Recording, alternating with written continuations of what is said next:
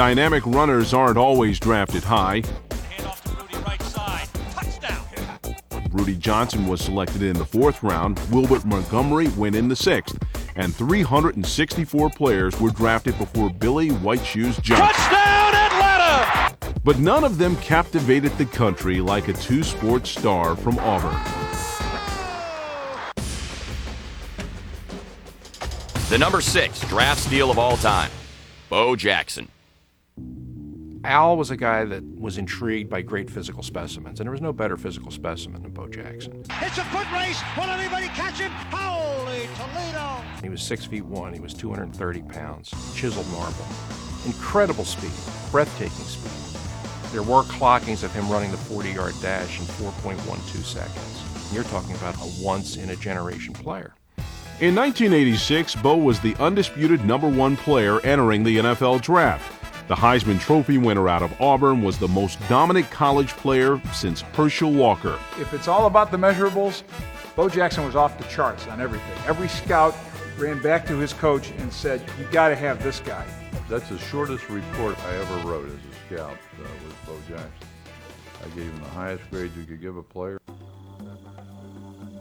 The Buccaneers had the first pick in the draft and flew Bo down to Tampa for a physical. He was assured that there was no NCAA violation involved in this because he had spring baseball to think about at Auburn. He returned to school only to be told that was a violation. You can't play your final year of baseball, which broke his heart.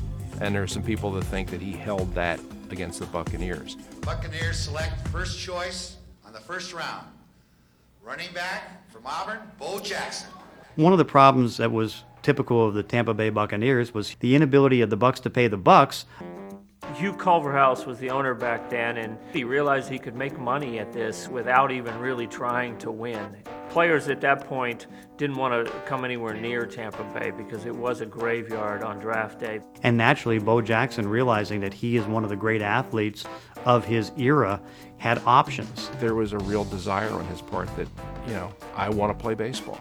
When a guy has that option, okay, and you're not a very good football team, you have to overpay to get him. Otherwise, he's not going to sign.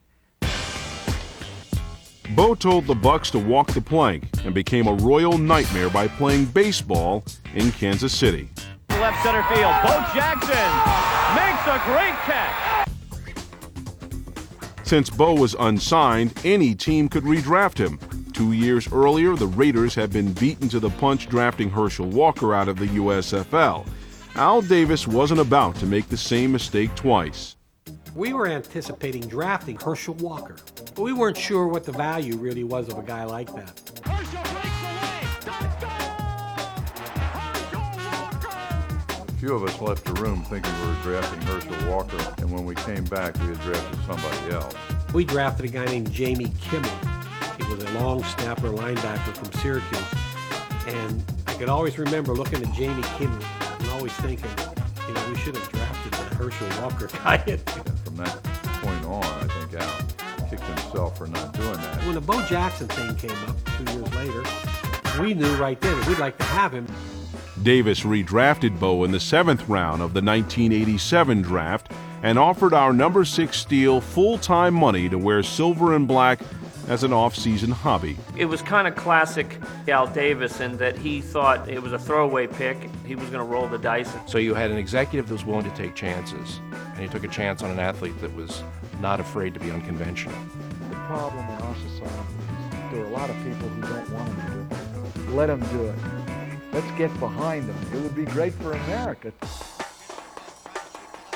Turns it up to the 10, 15, up the left side to 20. He's at the 30. Maybe nobody will get him. 50, 40. He's got a blocker. He's going to the 20, the 10. Touchdown Raiders! You talk about athletes that transcend sport. He transcended all sport. Bo knows football. The marketing campaign that they came up with, that Mikey came up with, was brilliant. Bo knows basketball too. Bo knows tennis? No.